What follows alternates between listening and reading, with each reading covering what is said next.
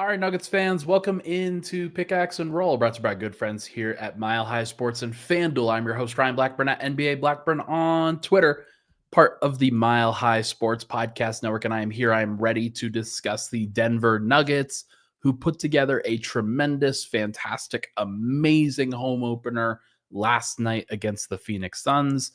Yes, the Phoenix Suns were on a back-to-back.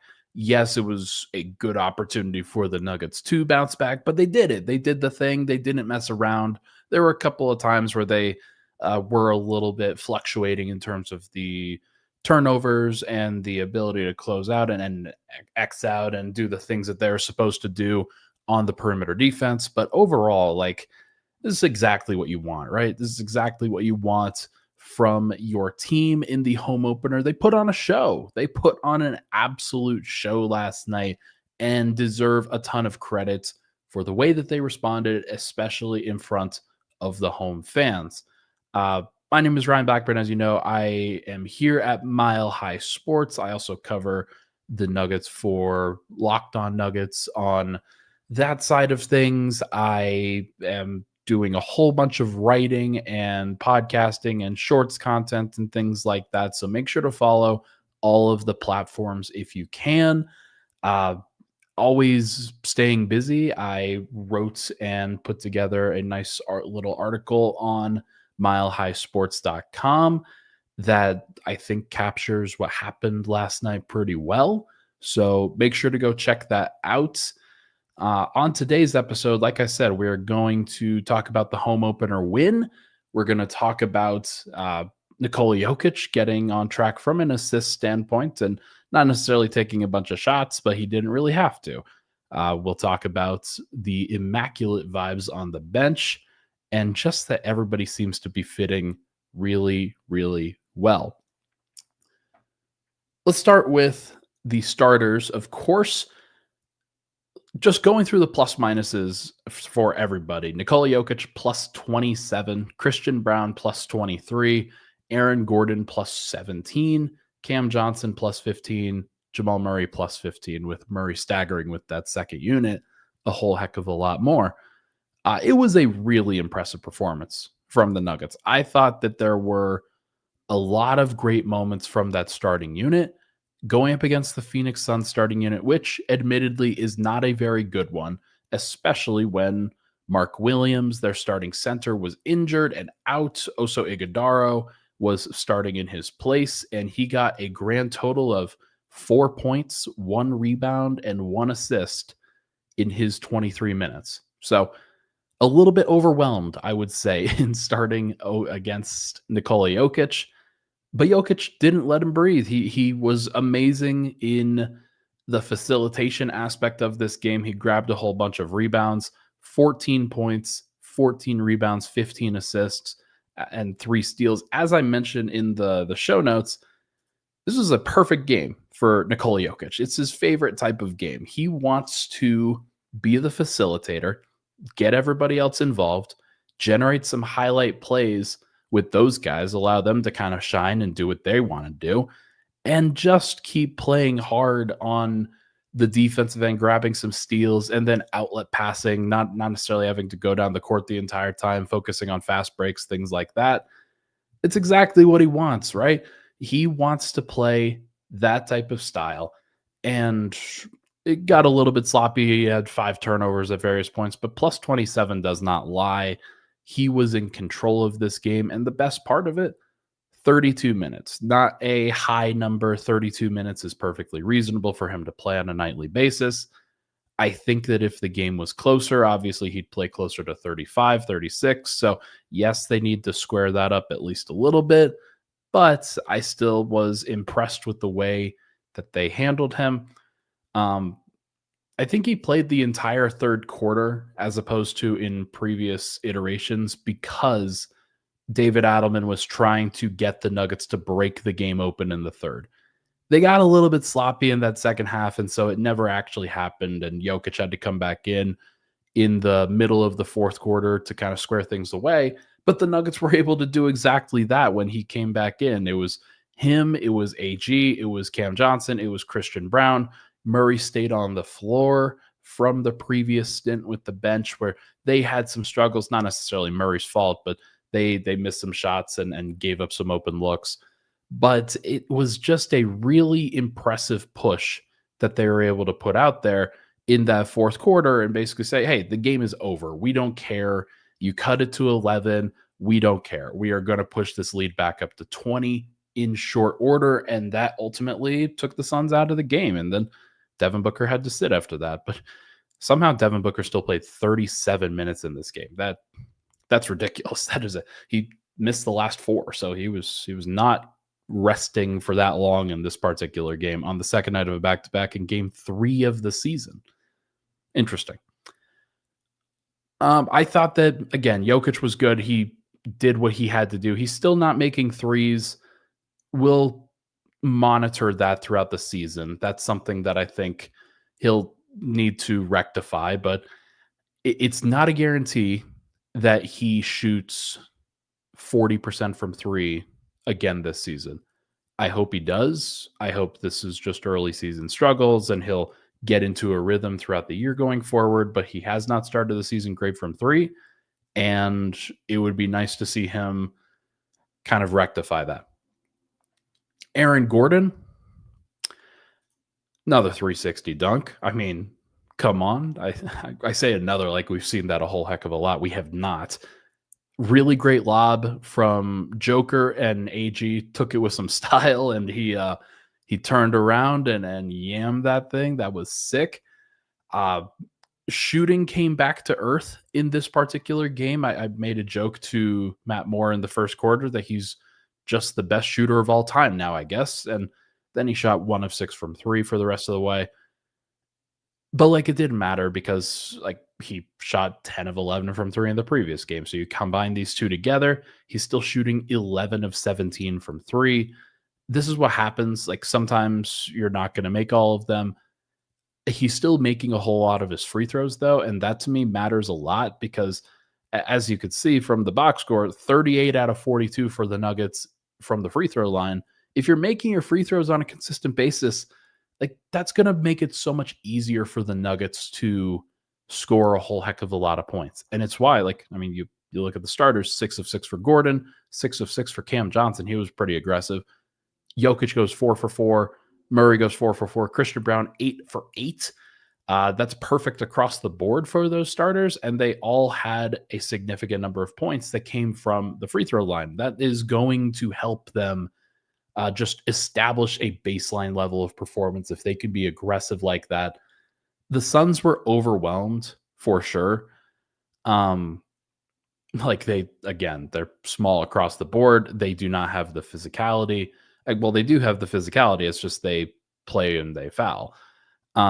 They were okay in this game at various points defensively, but the Nuggets just got whatever they wanted. And what they wanted was to attack the paint. They had over 60 points in the paint, and they also had 38 free throws, which don't count towards those paint points. So big performance from the Nuggets, really impressive ability to kind of overwhelm the Suns, especially when they were on the second night of a back-to-back. Gordon was, of course, a part of that. Jamal Murray was also a part of that. He staggered with the second unit. I'll talk about that stagger in just a little bit, but just overall, the stat line, 23, 6, and 5, 8 of 17 from the field, 3 of 8 from 3. He's getting a lot of opportunities, and more importantly, he's taking advantage of them. Had 21 shots, or maybe it was 20 shots in the first game and went 11 of 20, 50%. 8 of 17 in this game, but also got some threes to go. He was struggling a little bit in that first game from 3. He got to the free throw line, as I mentioned before.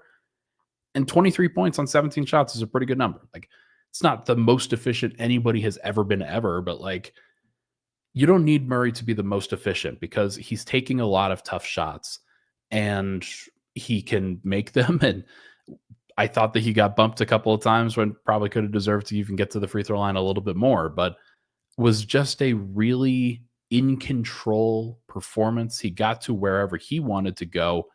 It wasn't like he was being forced into these looks. He was picking and choosing what he wanted to do out there.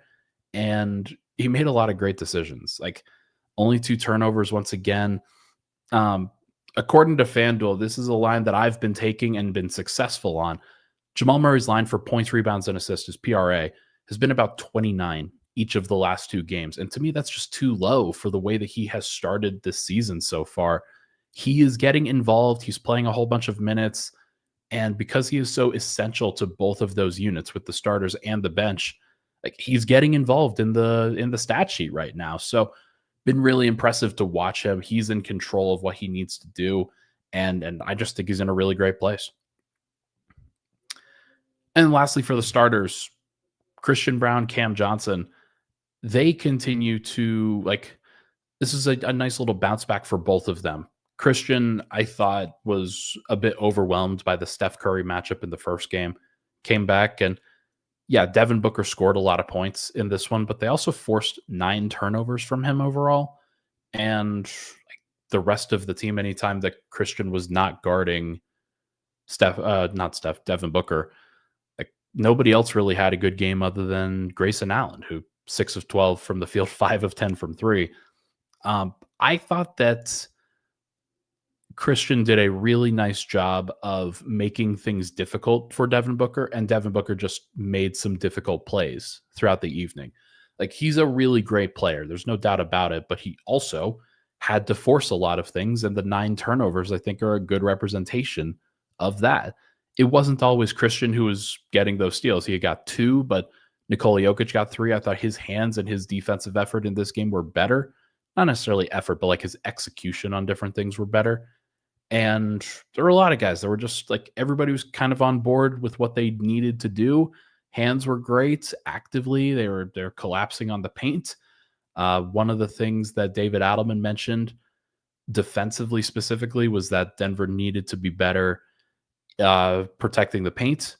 34 points allowed in this particular game from the paint. Now they gave up some threes. 17 of 50 is a lot, but it didn't hurt Denver in this particular game. I think it might hurt them in the future, but for games against the Suns and teams like the Suns, this is a great formula that they just used, which was, hey, we are going to abuse the paint. Even if the threes aren't dropping for the Nuggets, you cut off the paint for the opposing team, you run, you do the things that you're supposed to do from an athletic and just active standpoint. And Christian was a big part of that. He had a lot of rebounds. He had a lot of fast breaks, had 20 points, 3 assists, 2 steals. Again, plus 23 is a really good number. 3-point shooting wise, I still don't like the fact that he's been passing up on a lot of threes. Like he's been passing up on the catch and shoots. And to me, he knows that they can do other things and they don't need him to shoot threes in order to win. That's a thing against the Suns. It's not going to be a thing against the Thunder, against the Clippers, against the Warriors. Like they're going to need him to shoot. And it's going to be something that I monitor, especially in the games where they're facing better competition. Everything came so easy to them last night that I don't really care, and nor should you. But I do think that it's something that I'm watching. Like this is how Christian is so good during the regular season. It's games like these where he can go for 20 points and 60% from the field, 100% from the line, and get very active.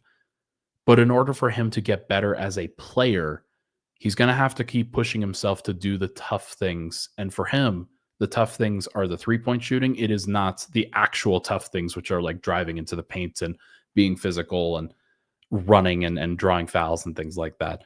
It's the actual tough stuff for him is like the discipline to settle for threes, which just not a thing that you do often.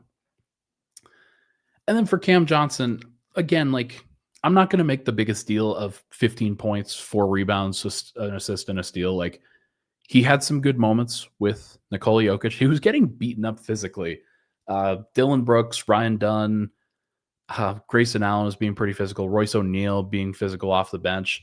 A lot of guys that were just trying to get physical with, and even Devin Booker getting physical with Cam Johnson on both ends of the floor. I'm not sure why that was. Maybe they're just saying hi to an old friend if it's Devin Booker's perspective, but kind of an interesting way that occurred. He was dealing with more physicality than Jokic was in this game. That's saying something. So, uh, thought he handled it reasonably well. He's still learning the system on both ends of the floor, but feels like every single game, every single moment, he's downloading a new piece of information that he can then use for the future. So that's exciting. And Nuggets fans should be excited about Cam Johnson having a good game. Again, it's not a great game, but there will be plenty of time for that. So I'm looking forward to it. All right. When we come back, we're going to talk about the Nuggets bench unit, a very impressive bench unit that I thought did a lot of good things and had some familiar faces come back to Ball Arena. We'll be right back here on Pickaxe and Roll. This podcast is brought to you by Delete Me. Delete Me makes it easy, quick, and safe to remove your personal data online at a time when surveillance and data breaches are common enough to make everyone feel vulnerable. Data brokers, they profit off of your data. It's a commodity. Anyone on the web can buy your private details. This can lead to identity theft, phishing attempts, and harassment. Have you ever been the victim of identity theft, harassment, doxing? If you haven't, you probably know someone who has. Delete Me can help. Take control of your data and keep your private life private by signing up for Delete Me. Now at a special discount for our listeners. Get 20% off your Delete Me plan when you go to deleteme.com/hit and use promo code HIT at checkout. The only way to get 20% off is to go to joindeleteme.com/HIT and enter code HIT at checkout. That's joindeleteme.com/HIT, code HIT. All right, we are back. Pickaxe, so much everybody for tuning into the show. Hit that like button, hit that subscribe button. Would really, really appreciate it. As we continue to get into the swing of things, I just want to let people know next week, I'll be doing a show tomorrow morning, and then I'll be doing a show Tuesday morning, and then I'll be doing a show Thursday and then Saturday. That is going to be the more common schedule. The only reason why this schedule happened the way that it did was because the Nuggets played on Thursday night and Saturday night. That is not something that normally happens for their season this year. It is usually going to be a Wednesday, Friday kind of schedule, like next week where they play at home. Actually, no, that's not next week. That's the week after. Actually, no, it is this week. They do it for the next couple of weeks as they play on Wednesday and Friday. So we'll be going Monday, Tuesday, Thursday, Saturday for this upcoming week. And that is the schedule that you can expect from me. Okay, let's get into the bench. As we get it from Jokic here, 44 points from the bench is awesome. I firmly agree. And of course, like part of that comes from being able to get into garbage time and have some other guys coming off the bench. But like Julian Strawther gets 3 points in garbage time. Jalen Pickett gets 2. Deron Holmes got his first basket. He gets 3. Zeke Naji gets 2. It was a all around performance from that garbage time group. But more so, it was about Denver's minutes and their baseline from their second unit. They used a 9-man rotation. You had Bruce Brown, Tim Hardaway Jr., Peyton Watson, and Jonas Valanciunas coming off the bench. Spencer Jones got like 14, 15 seconds in the second quarter, I'm pretty sure. And sorry, Dayon. It's unfortunately the YouTube has the handle in there as opposed to the actual names for some reason. I don't really know why they have made that change, but I can only see the YouTube handle right now. But the actual second unit, I think, looks really good. And just to give you guys a picture of what is going on for the Nuggets right now, I mean, you can see what that second unit looks like. In the first quarter to second quarter kind of bridge, Jamal Murray came back in at about the 3-minute mark of the first quarter and then played for 7 minutes with that second unit, giving Jokic 7 minutes of break. That's a reasonable and pretty strong break, I would say. It was nice. It was nice to see. I think that like between that and then the 5 minutes that they had, the 5 minutes was entirely because things kind of got away from the bench in that fourth quarter and you wanted to get the starters back in. And then they put the game away. It was pretty easy, pretty quick. But just the way that they were able to do it, the way that they're able to manipulate this thing was really nice. I really like what I have seen from Murray with that second unit specifically. I think that what he does on a consistent basis with that group just kind of sets the table for everybody, makes it so that you can at least run high pick and roll. A lot of times he's also kind of picking out isolation matchups that he likes. And last night it was against Colin Gillespie. It wasn't perfect the entire time, but like with facing Colin, he was able to attack a former teammate, somebody who was undersized. I do think that Colin's a decent defender now. It's not like it's not an awesome matchup, but Murray, he did attack on a couple of different guys. It was attacking with the second. He took apart Nigel Hayes Davis on one play. He's attacking the centers at various points with whether it was Malawach or Nick Richards or even Oso Ighodaro. It was nice to see him pick and choose the matchups that he wanted to play. And no, it was just I thought it flows really well. It's one of the notes that I have for the topics is that everything here that I've seen just makes sense. Tim Hardaway Jr. coming in for the final 3 minutes of the second quarter. I don't think that that's a normal thing that is going to happen every time. It's mostly just going to be Cam Johnson there. But you have Bruce Brown, you have Tim Hardaway, you have Peyton Watson playing long stretches. You have Jonas Valanciunas playing whatever minutes he can to kind of give Jokic a break. And then you have Spencer Jones as the defensive sub. And to me, that just looks and feels right. As the Nuggets get into the rest of the season, they will try some different things. But for now, it feels like that is the group that makes sense. It's not going to be Julian Strawther that often. Spencer Jones will play on occasion. Jalen Pickett's not going to play. Deron Holmes, Zeke Naji, they're not going to play. Hunter Tyson, not going to play. But to me, it makes a lot of sense. That is a group that has a lot of different things that they can put together with the table. The Murray stagger gives them a first option. Bruce Brown, his minutes and his return were well received by Nuggets faithful. Everybody was screaming, like fans were screaming out of their minds every time Bruce did anything awesome. And he did a lot of great things yesterday.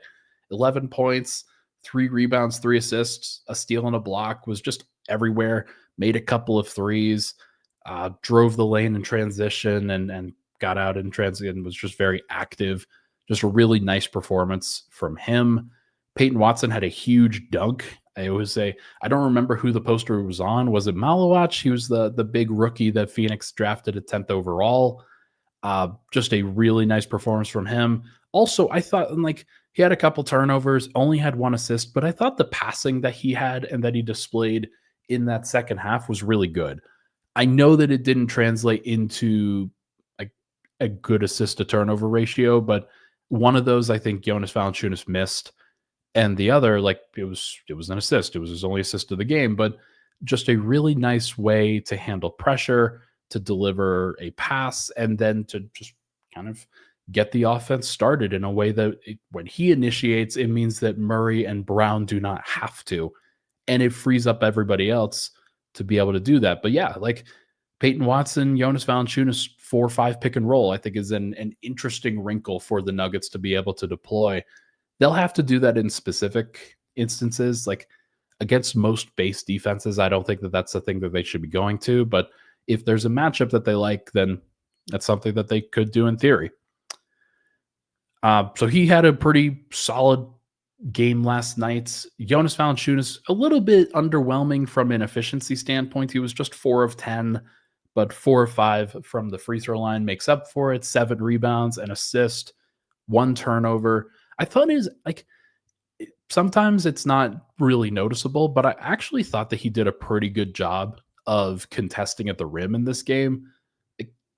He's a little bit vulnerable in terms of the style of play that they are playing to he's not going to get out to the perimeter a lot. I thought that the Nuggets reserves were too worried sometimes about guys attacking Valanciunas, and as a result, left open shots on the perimeter. Now, you may feel like, hey, you don't want to give up a guaranteed bucket at the rim or like a 70% bucket at the rim if the Suns are going to shoot 34% from three. Like, that's actually a better trade-off for the Nuggets if that happens, rather than allowing them to shoot 70% from two. That's 1.4 points per possession, basically. If it's 34% from three, that's about 1 point per possession.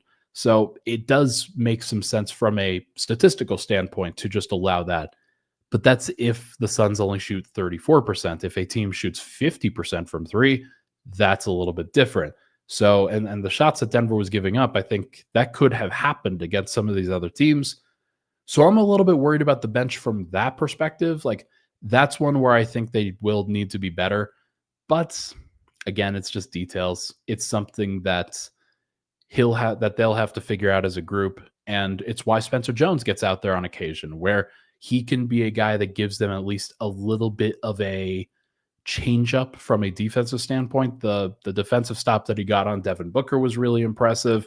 Like, Booker was giving it to everybody. He was giving everybody the business. And Spencer Jones was the only guy that was able to get a stop. And he did it right when they needed him to. So really impressive stuff from him. He's just going to continue to earn more time, earn more minutes. Again, Julian Strawther's not played through the first couple of games outside of garbage time here. Jalen Pickett, same thing. Deron Holmes, Zeke Naji, same thing. I don't think that's going to change for a while. I actually think that the Nuggets are mostly going to go 9 or 10 man rotation for the first 5 to 10 games of the season. And if there's an injury, if there's an absence that they need to manage, like, they'll have a back-to-back between Golden State on November 7th and the Indiana Pacers on November 8th. It's a home back-to-back. Their schedule's relatively easy at the beginning. They'll also have a Kings Clippers road back-to-back right after that. So around that time, game 8 to game 11 is when you are going to see Denver open up the rotation a little bit more. I think for the first 7 to 8 games of the season, it's probably going to be about the same. It's going to be, hey, we trust this particular group. We trust the veterans who are out here. Nikola Jokic made special mention of it last night, that they just know what they're doing, and he really appreciates that. And it just feels like that's going to be what happens going forward with that group. Now, we'll see if they can continue to do what they need to. But at least for now, I think the bench has passed. Like, they have done exactly what they're supposed to at the outset, and there's not a lot that you can really complain about. I mean, Valanciunas was a -5.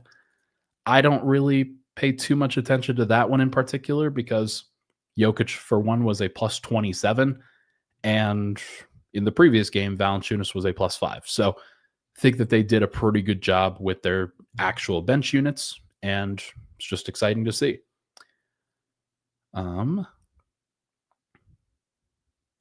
Yeah, Cody says tomorrow will be a real test for Denver versus those darn pesky Wolves. Yeah, I agree. Like, it's a big test. It's one that, if you are a Nuggets fan, you want them to really show what they can do in this particular game. In the first game that they played in the preseason against the T-Wolves, they were pretty shaky. Obviously, it's a preseason game, but the Wolves just came off of a loss against the Lakers on Friday. They're going to play today.